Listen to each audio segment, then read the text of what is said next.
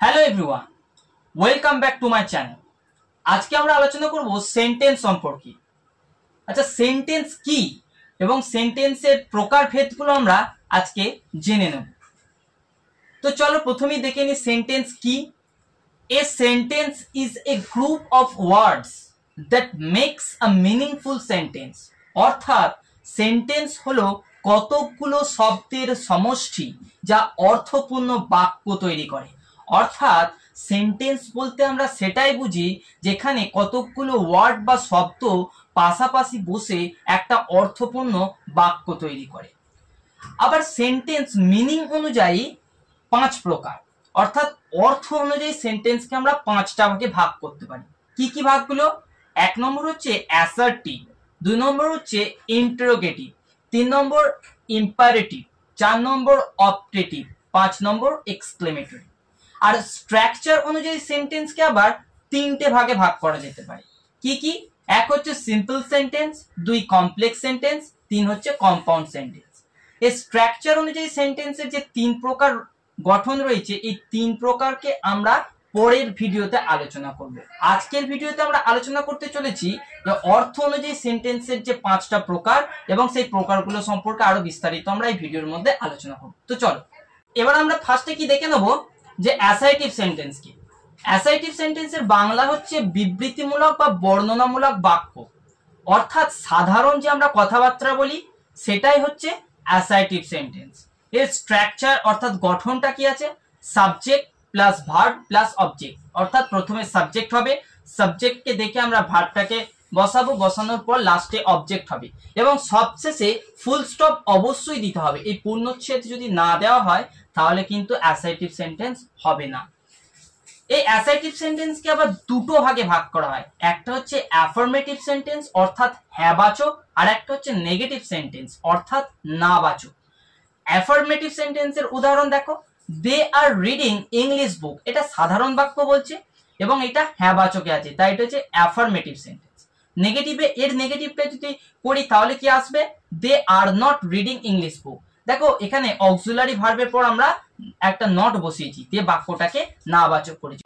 দেখো দ্বিতীয় এক্সাম্পল কি বলছে, সি লাইকস ফ্লাওয়ার, অর্থাৎ সে ফুল পছন্দ করে। এটা সিটা হচ্ছে কি থার্ড পারসন এবং সিঙ্গুলার নম্বর, তাই ভার্বের সঙ্গে এস যোগ হয়েছে। এইটাকে যখন আমরা নেগেটিভ করব তখন কি হবে? She does not like flower. অর্থাৎ এখানে একটা ডাজ নট আমাদেরকে যোগ করতে হবে নেগেটিভ করার জন্য। অর্থাৎ যদি থার্ড পারসন সিঙ্গুলার নম্বর হয় তারপরে ভার্বের সঙ্গে যদি এস বা এস যোগ হয়, সেটাকে যখন আমরা নেগেটিভ করব তখন ডাজ ব্যবহার করবো এবং তার সঙ্গে নেগেটিভ নাবাচকে নট করে দেবো, খালি হয়ে যাবে কি এটা নাবাচক অর্থাৎ নেগেটিভ সেন্টেন্স।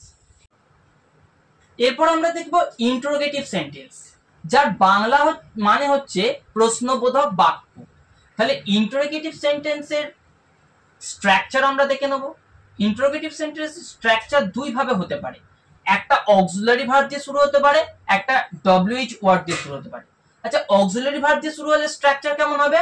প্রথমে অক্সিলারি ভার্ব হবে, তারপর সাবজেক্ট হবে, তারপর অবজেক্ট হবে এবং শেষে কিন্তু কোয়েশ্চেন মার্ক অবশ্যই দিতে হবে।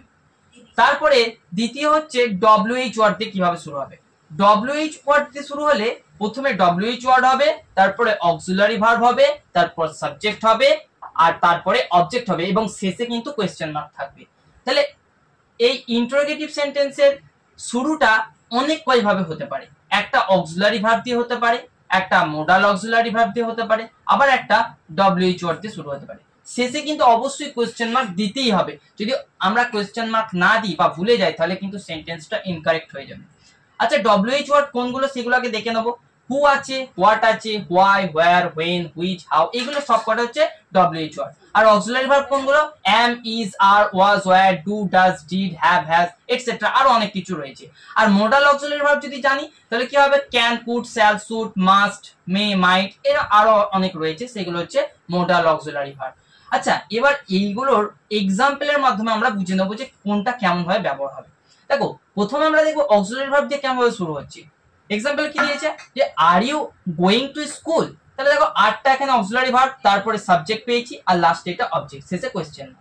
আচ্ছা, 2 নম্বরে কি দিয়েছে? ডব্লিউএইচ ওয়ার্ড দিয়ে কেমন ভাবে হতে পারে।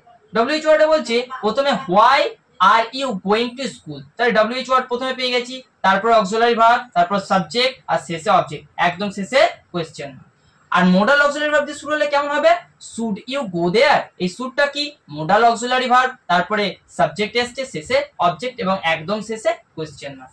তাহলে ইন্টারোগেটিভ সেন্টেন্স এক কথায় তিনটে ভাবে শুরু হতে পারে। একটা অক্সিলারি ভার্ব দিয়ে শুরু হতে পারে, তার স্ট্রাকচার এইটা, তারপর মোডাল অক্সিলারি ভার্ব দিয়ে শুরু হতে পারে, তার স্ট্রাকচার এইটা হবে, আর লাস্টে ডব্লিউএইচ ওয়ার্ড, এটার স্ট্রাকচার এটা হবে।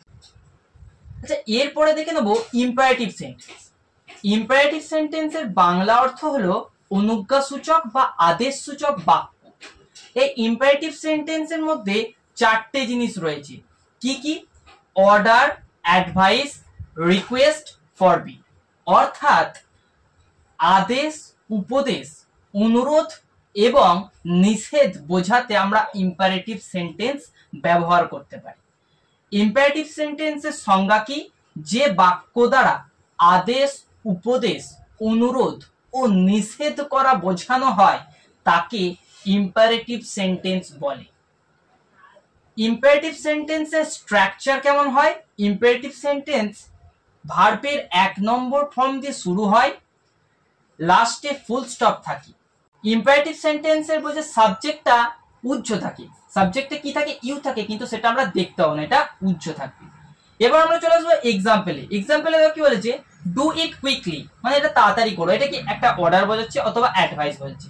কিন্তু এখানকার স্ট্রাকচার যদি দেখি তাহলে দেখো প্রথমে আমাদের কি বলেছে যে ভার্বের 1 নম্বর ফর্ম দিয়ে শুরু হবে, হয়েছে, আর লাস্টে কি হয়েছে? ফুল স্টপ থাকতে হবে, ফুল স্টপ রয়েছে।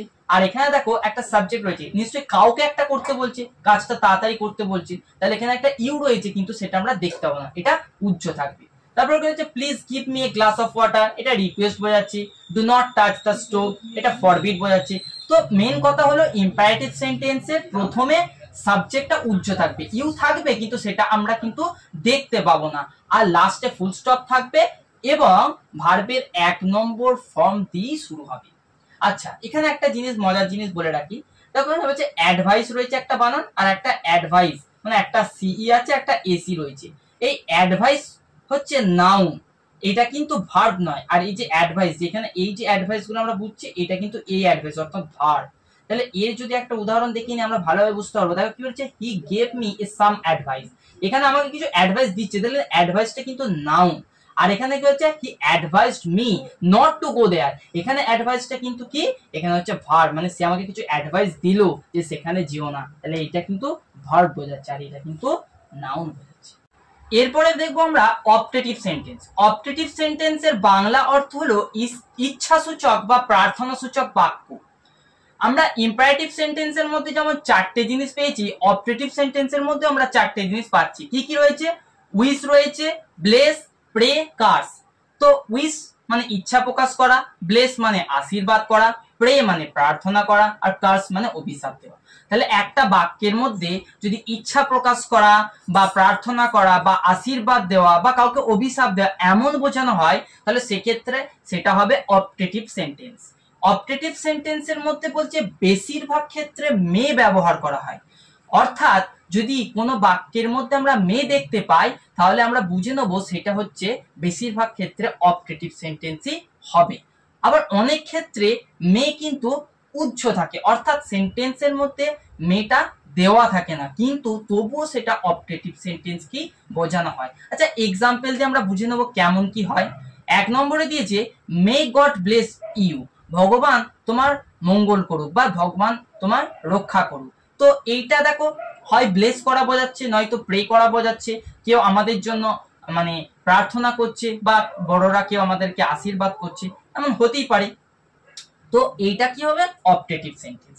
2 বলছে may you be successful in life, তুমি জীবনে সফল হও, তাহলে এটাও কোনো একটা প্রার্থনা করা বোঝাচ্ছে, তাই এটা হয়ে যাবে অপটেটিভ সেন্টেন্স। আচ্ছা, মে ছাড়া যদি দেয় তাহলে কেমন সেন্টেন্স হবে?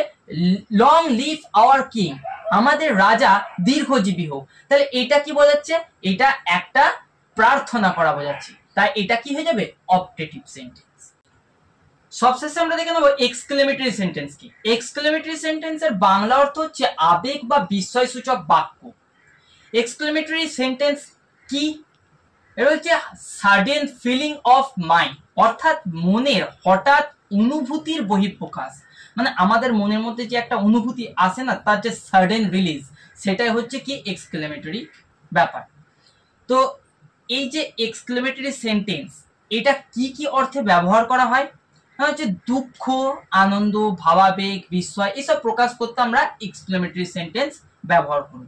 এই এক্সক্লেমেটরি সেন্টেন্সে আমরা কিছু কিছু ওয়ার্ড আছে যেগুলোর মাধ্যমে আমরা এই সেন্টেন্সটাকে আরো বুঝতে ভালোভাবে পারি। কি কি আছে? যেমন হচ্ছে অ্যালাস আছে, ব্রাভো আছে, hurray, fie, what, how, oh, wow etcetera আরো অনেক কিছু রয়েছে। এই ওয়ার্ডগুলোর মাধ্যমে আমরা এক্সক্লেমেটরি সেন্টেন্সটাকে বুঝতে পারি।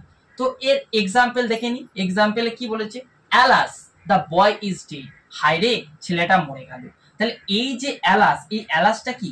একটা দুঃখ প্রকাশ করা বা একটা শোকের বার্তা প্রকাশ করা। তো এইটার মাধ্যমে আমরা বুঝতে পারছি সেন্টেন্সটা কি না এক্সক্লেমেটরি সেন্টেন্স। তারপর কি আছে?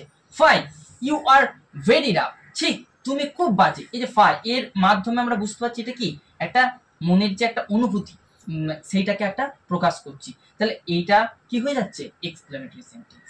আর how beautiful the picture is, ও কি সুন্দর ছবিটা রে। তো এইটা কি?